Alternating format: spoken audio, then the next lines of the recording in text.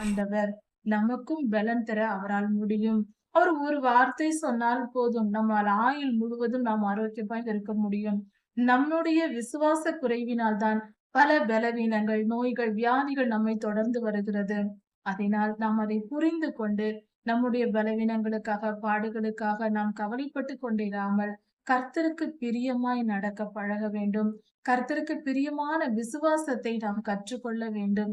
எப்படி கர்த்தருக்கு விசுவாசமாய் இருப்பது? கர்த்தருடைய விசுவாசம் எப்படி வரும்? வேத வசனங்களினால் வரும். வேதத்தை தியானிக்க தியானிக்க நம்மிடத்தில் விசுவாசம் பெருகும். பொறுமை வரும். ஆவியின் கனிகளால் நாம் நிரப்பப்படுவோம். அன்பு நம்மிடத்தில் பெருகும். சந்தோஷம் இருக்கும். சமாதானம் இருக்கும். நீடிய பொறுமை இருக்கும். எல்லோரிடத்திலும் தயவு காட்டுகிற குணம் இருக்கும். நற்குணசாலியாய் நாம் மாறுவோம்.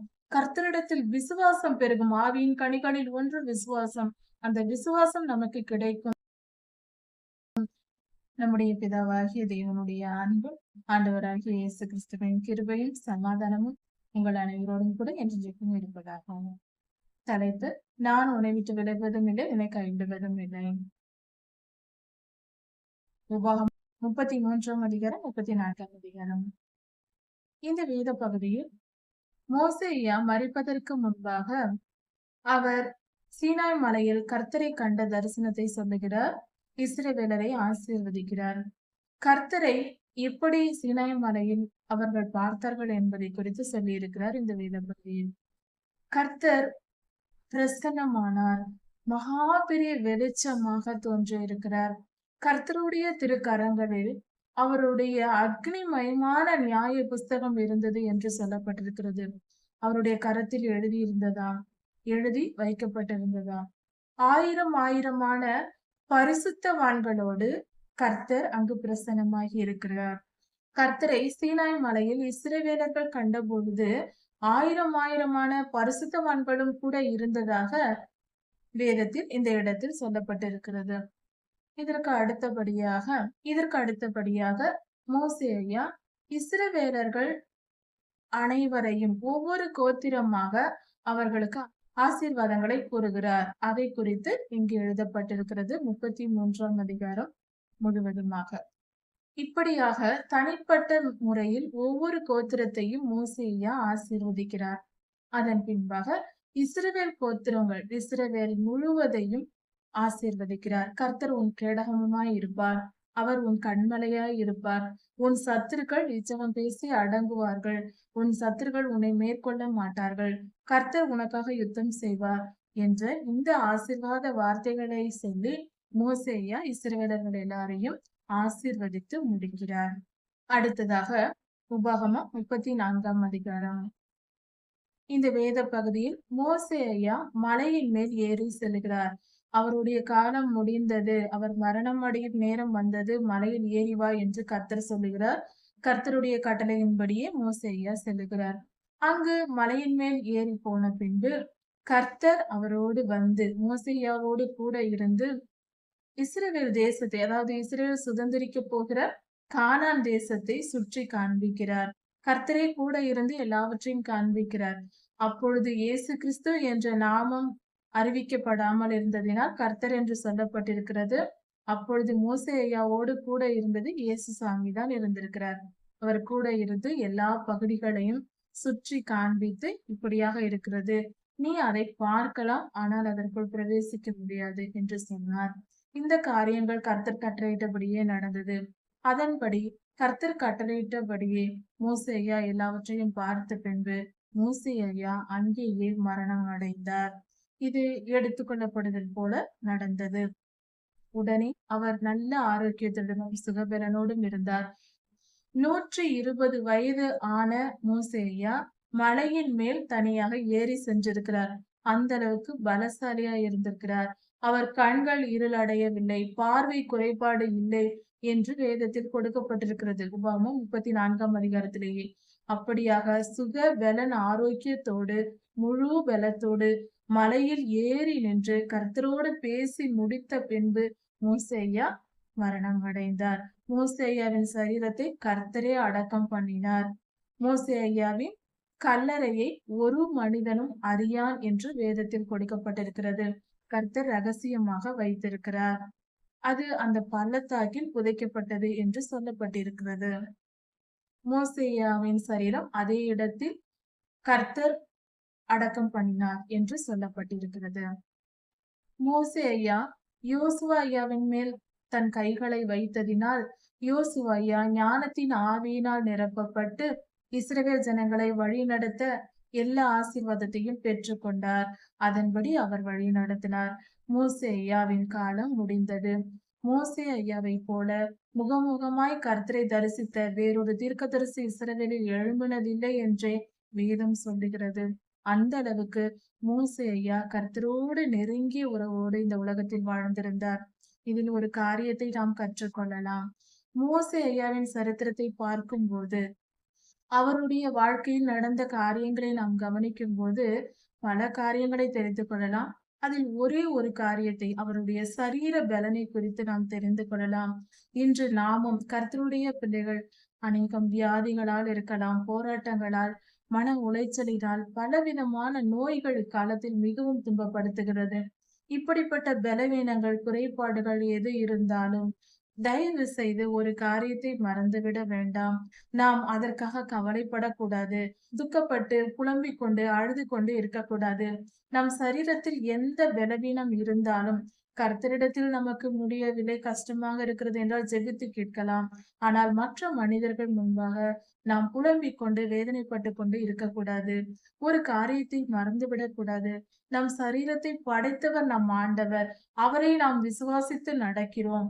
அப்படி இருக்கும்போது அவருடைய சரீரம் இது. நாம் அவருக்கு அர்ப்பணிக்கிறோம். அப்படி இருக்கும்போது அதை குணமாக்க அவரால் கூடாதா? அவர் சில காலம் நம்மை கஷ்டத்திற்குள் அவர் அனுமதித்திருந்தால் அதை பொறுத்து கொண்டு நாம் நடக்க பழக வேண்டும்.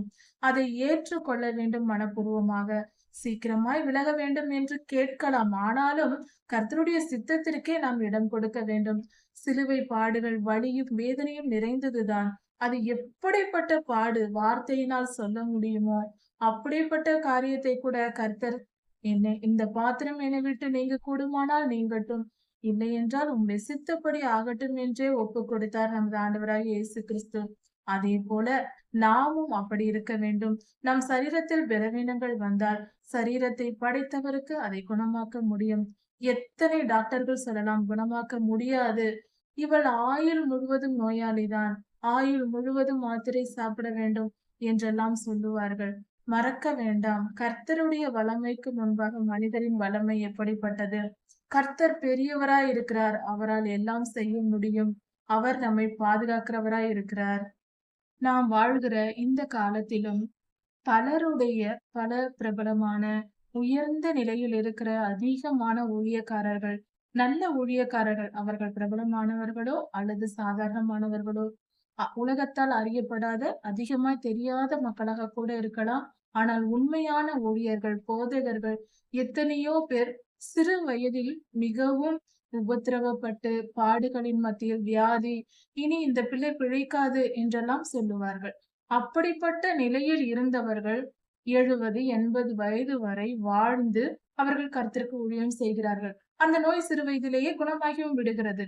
அதாவது டாக்டர்களின் மருத்துவ அறிவு என்பது உண்மைதான், அது சிறந்ததுதான். ஆனாலும் அவர்களும் மனிதர்களே. மனிதர்களின் வல்லமையை காட்டிலும் கர்த்தருடைய வல்லமை மேன்மையானது.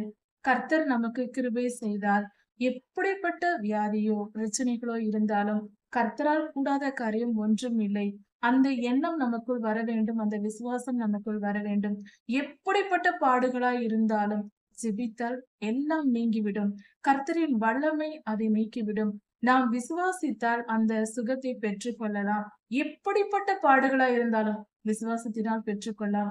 இறந்த மனிதனை கூட விசுவாசத்தினால் கர்த்தர் எழுப்பி கொடுத்திருக்கிறார். கர்த்தர் நம்மிடத்தில் எதிர்பார்ப்பது அல்லது நம்முடன் கூட இருப்பவர்களிடம் எதிர்பார்ப்பது விசுவாசம்.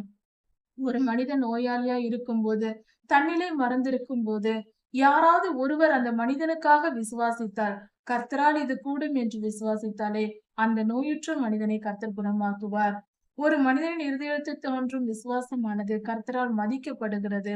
அதனால் எப்படி மோசேயாவுக்கு சுகபலன் ஆரோக்கியத்தை கர்த்தர் கொடுத்தாரோ, ஊழியத்தை கொடுத்து 80 வயதில் ஊழியத்திற்காக அழைத்தார்.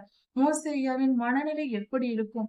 80 வயது என்றால் எல்லோரும் மரணத்தை எதிர்பார்ப்பார்கள். 70, 80 வயதானது, நான் வாழ்ந்து முடித்து விட்டேன் என்று சொல்வார்கள். ஆனால் அந்த வயதில் தான் ஊழிய அழைப்பே வருகிறது மோசேயாவுக்கு. கர்த்தர் பேசுகிறார்.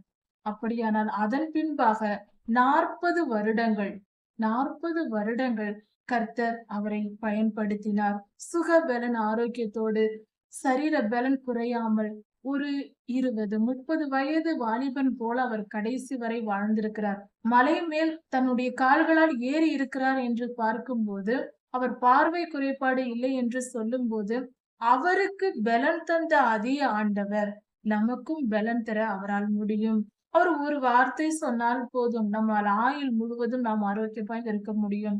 நம்முடைய விசுவாச குறைவினால் தான் பல பலவீனங்கள், நோய்கள், வியாதிகள் நம்மை தொடர்ந்து வருகிறது.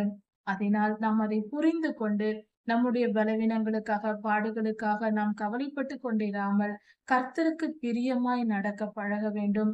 கர்த்தருக்கு பிரியமான விசுவாசத்தை நாம் கற்றுக்கொள்ள வேண்டும். எப்படி கர்த்தருக்கு விசுவாசமாய் இருப்பது? கர்த்தருடைய விசுவாசம் எப்படி வரும்? வேத வசனங்களினால் வரும்.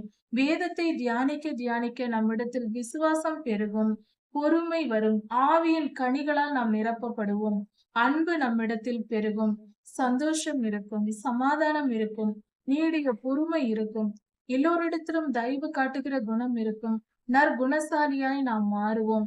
கர்த்தரிடத்தில் விசுவாசம் பெருகும். ஆவியின் கனிகளில் ஒன்று விசுவாசம்.